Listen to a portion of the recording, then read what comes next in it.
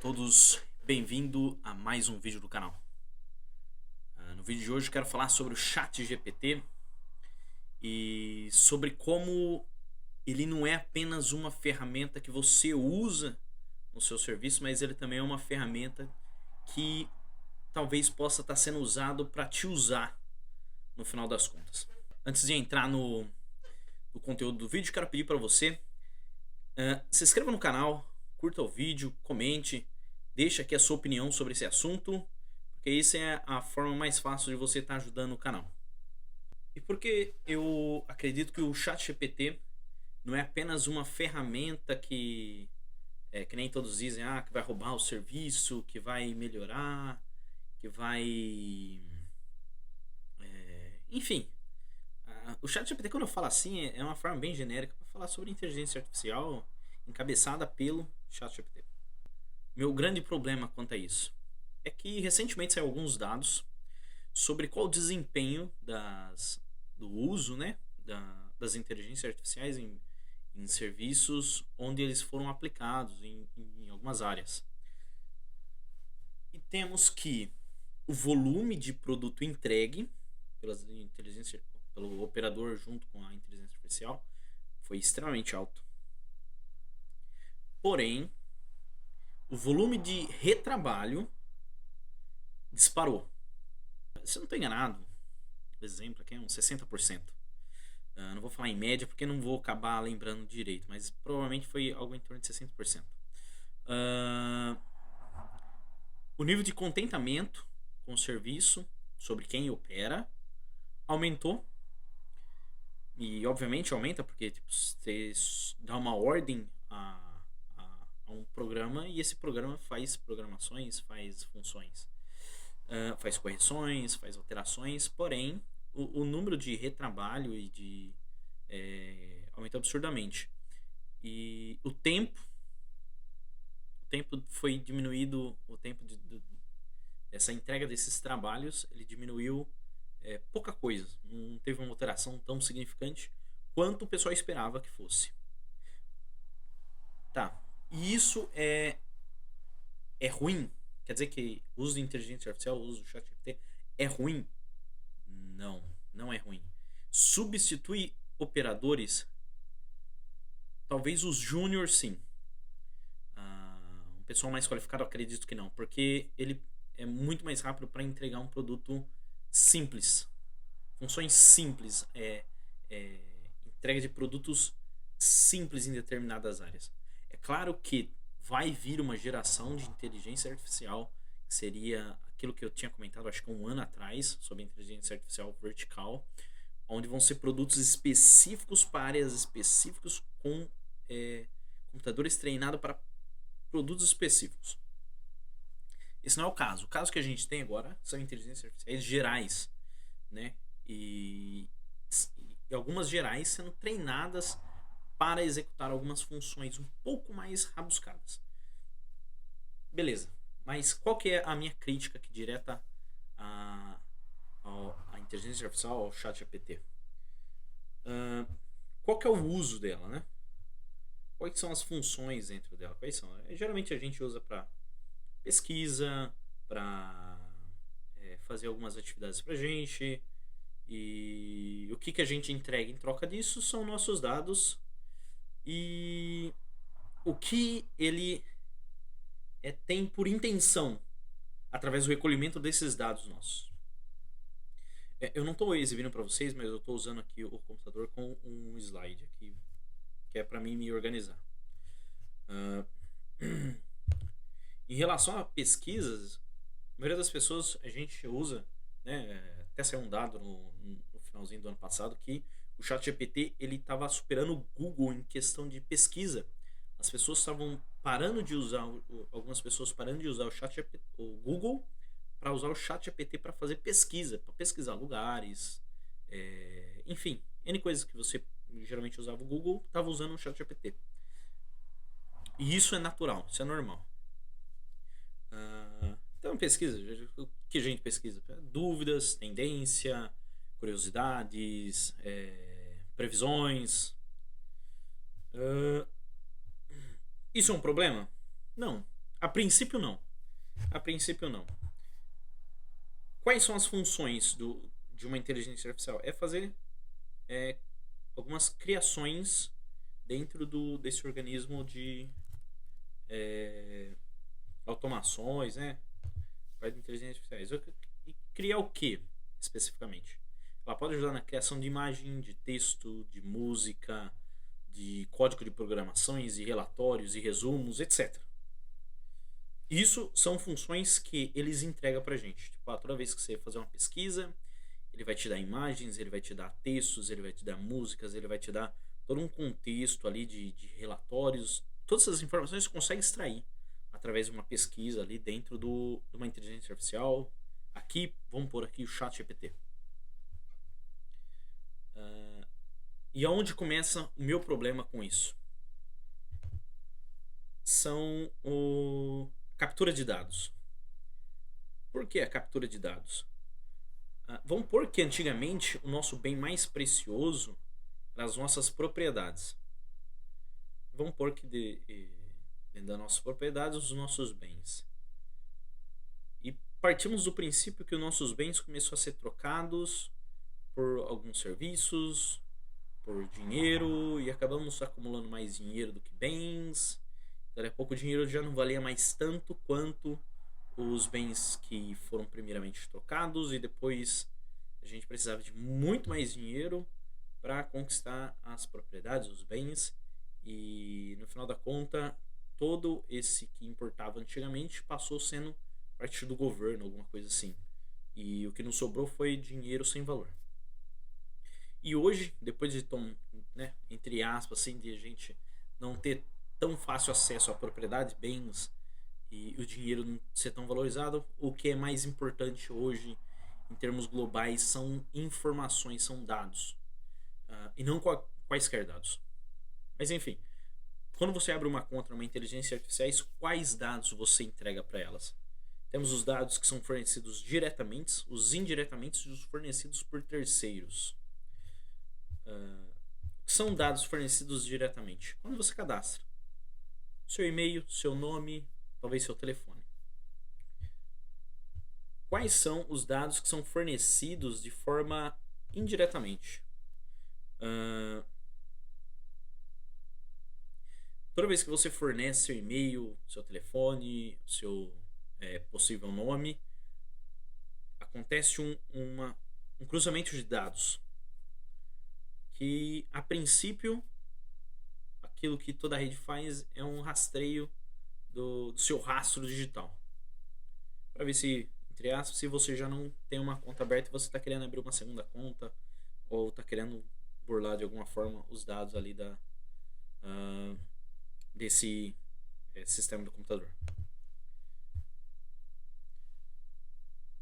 Tá, e como eles cruzam esses dados? Pelo seu histórico do Google, pelo seu histórico do YouTube, qualquer lugar dentro da internet que você tentou fazer login ou criar uma conta, eles vão cruzam também seus dados como nome, seu possível nome, com a sua data de nascimento, com o seu local de nascimento, e a partir daí eles têm o quê? Um relacionamento em quem são a sua família, seus relacionamentos, seu contexto de vida, tipo onde você mora, o que aconteceu quando você nasceu, o tempo que você passou em tal região, e tem um histórico primário de como é a sua vida. Informações a partir de terceiros. O que são as informações a partir de terceiros? Quando você cria uma conta em qualquer parte da internet, existe um banco de dados onde armazena essas informações sobre você, o que você pesquisa, independente se é em janela anônima ou não, meu filho, você está sendo rastreado. E para quem usa essas janelas anônimas e achando que está se protegendo, isso aí é onde levanta a bandeira para saber que você está fazendo alguma coisa. Toda vez que você abre uma janela anônima no seu computador, aparece uma luzinha vermelha lá, ó, fulano está querendo esconder alguma coisa. E dentro desse banco de dados que é usado, a gente pode tirar aquela história do Facebook daqui.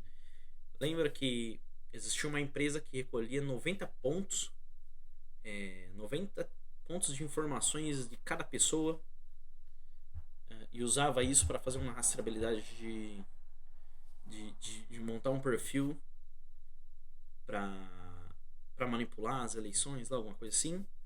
Uh, Dentro desses pontos, aliás, o que são esses perfis? Os perfis são coisas bem simples. É,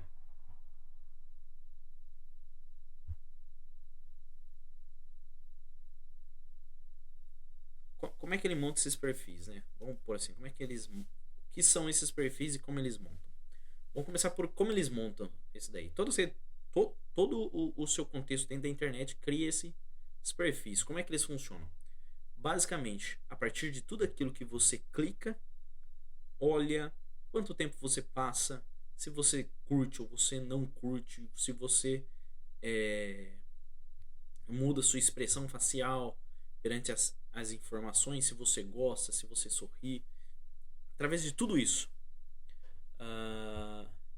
E em geral são 3 tipos de perfis.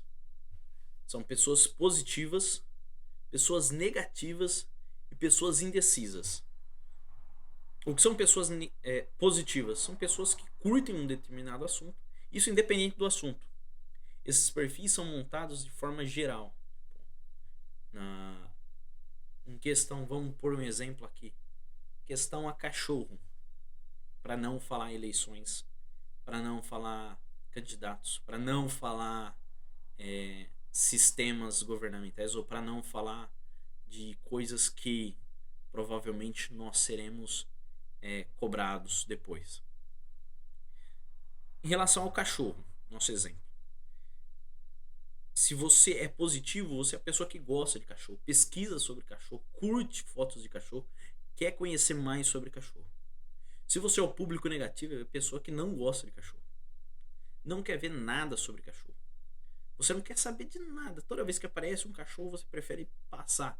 Ou pelo contrário, você gosta do oposto ao cachorro, o anti-cachorro. Você ama o anti-cachorro, você não quer ver cachorro, você gosta do anti-cachorro. Beleza. Esse é o negativo. E temos um terceiro, que é aquele que é em dúvida, que consome os dois. Esse é o perigo. Por quê? Porque esses são os indecisos. Os indecisos, esses são aqueles que toda rede social busca. Como assim os indecisos? Porque ele consome os 2 tipos de conteúdo. E ele não liga em perder tempo em saber dos dois, porque ele não tem uma opinião formada sobre esse assunto. No nosso caso aqui, cachorro, que pode ser substituído por qualquer coisa. E qual que é a intenção, no final das contas, para mim, das inteligências artificiais? Vendo que é despejado um caminhão de dinheiro e a gente facilmente consegue achar erros quando você faz pesquisa simples. Tipo, qual cidade do Brasil que não contém a letra A? Ou perguntas simples, bobas assim, ou perguntas de inteligência, de raciocínio lógico, geralmente elas falham. Elas falham, mesmo sendo despejado um caminhão de dinheiro a respeito dessas empresas de inteligência artificial, elas continuam falhando. Porque, na minha opinião, a intenção delas não é te entregar a melhor resposta, não é te entregar a melhor informação. Vocês conseguem entender agora? Lembra do vídeo sobre a Matrix? Sobre torcer a realidade, começar a você ver ali entre as frestas. É aqui onde vai começar a rachadura. E a intenção não é entregar o melhor resposta ou o melhor conteúdo. A intenção é te deixar confuso. Coletar dados sobre o que você gosta. Lembra das pesquisas que você faz? As suas pesquisas é a forma mais fácil deles obterem o exato do que você quer. Eles não precisam ficar te monitorando para saber se você gosta de cachorro ou do anti-cachorro, ou se você está em dúvida. Você já está falando para ele. E diferente das redes sociais, né, que esses artifícios de coleta de informações são atributos das redes sociais, as inteligências artificiais, você não está ali falando interagindo com pessoas, você está interagindo diretamente com a máquina, que que é o que facilita muito o trabalho de coleta de dados. Por quê? Quando você interage com pessoas, as máquinas têm que interpretar as suas ações. Aqui não, você está dando de bandeja. Você está falando, eu quero saber sobre isso. Eu quero ver isso. Cria uma imagem assim para mim. Eu não gosto com isso, eu gosto assim. Então você está dando de bandeja todas as informações. Para quê? Para que ela conduza você à dúvida. Porque ela não te dá as melhores respostas e isso já está provado. Porque a intenção é criar pessoas que não usam o cérebro. E quando você não usa o cérebro para fazer críticas, quando você não usa para criar respostas, quando você não usa ele para tomar decisões, você fica com a sua mente o quê? Totalmente entregue a terceiros, a opinião dos terceiros. Facilmente uma pessoa que vai ser manipulada. Entende? Então nesse ponto é onde eu acredito que as redes sociais, nesse primeiro momento, ela está sendo usada para coletar informações e coletar dados precisos sobre as pessoas. Se você concorda com isso ou se você discorda disso, eu quero ver os seus comentários aqui embaixo. Se você entende assim ou entende de forma diferente, deixa um comentário aqui embaixo. Desculpa pelo barulho, que eu moro bem numa avenida. Então se você quer ver eu fechar a avenida aqui, parar o trânsito, deixe seu curtir, se inscreva no canal. Muito obrigado a todos e até o próximo vídeo.